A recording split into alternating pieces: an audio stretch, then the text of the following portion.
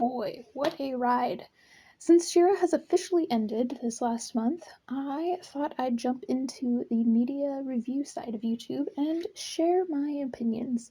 Who knows, maybe I will keep doing this for other shows and movies as well.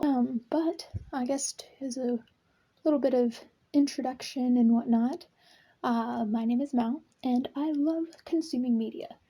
I also enjoy creating media both visually and through the written word. So, in addition to being a bit of a biased fangirl, I am also very biased and extremely nitpicky when it comes to the construction of said media. So, let's begin.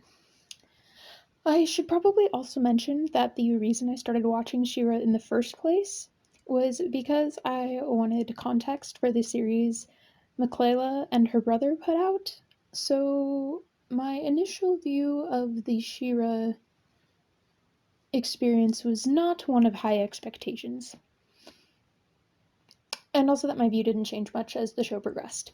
So, with that in mind, now let's begin. So, after watching the first few episodes of She-Ra, I actually kind of surprised myself. Honestly, it was a lot better than I remembered it being. The show started off on a really creative high note, which is super cool to see. The characters were mostly engaging, and the animation stood up well.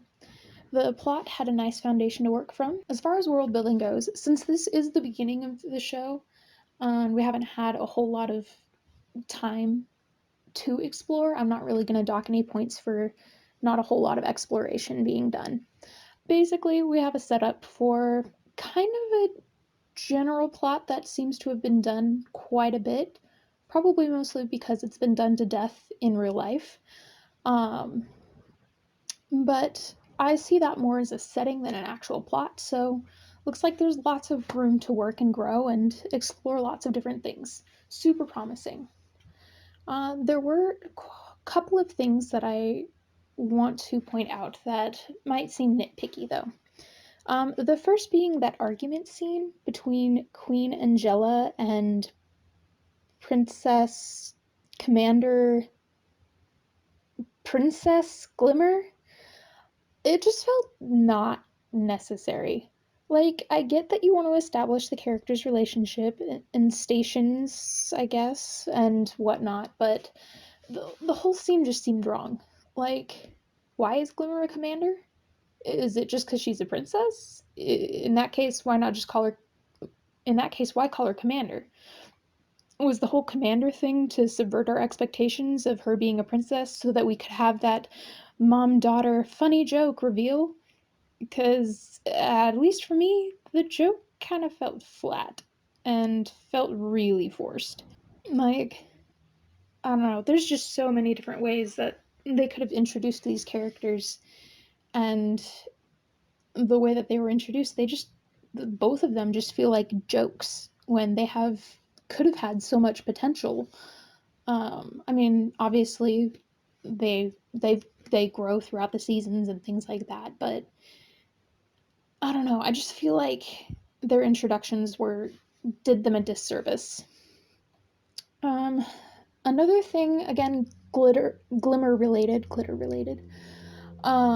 was when Glimmer and Bo first found Adora and stood there for like 5 seconds just screaming at her and making faces.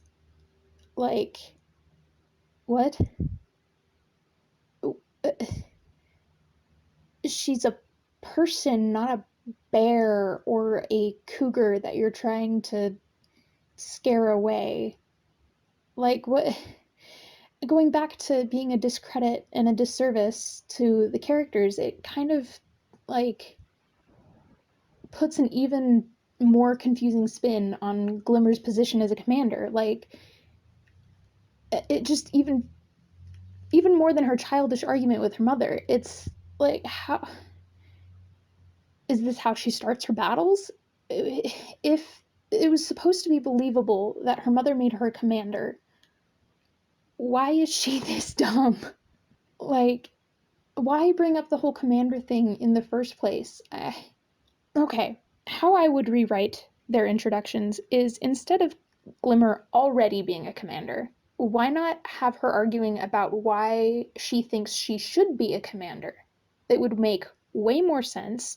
It would, I feel like, establish their relationship even more solidly. And you could still have that whole "you're grounded" and things like that, and everything else just, uh, yeah. Anyway, so there's that.